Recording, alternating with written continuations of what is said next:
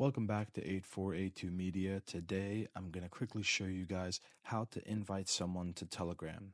But first, make sure their number is saved to your phone with a contact name. So I'm going to go to my contacts and I'm going to type in my friend. And I want to make sure my friend is actually in my contacts, right, before I do this. So now I go back to Telegram. And right now, I'm on chats, but we want to go to the bottom left to contacts. And now we're going to click on invite friends. And now I'm going to search my friend, Nick Robinson 2. I'm going to click on that. And now I'm going to click on invite one contact on the bottom. And now I'm going to send this over.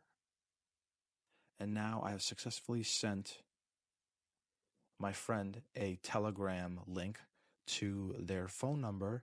They could sign in through that Telegram link, and then you guys will be friends on Telegram. So thank you guys for watching and have a great day.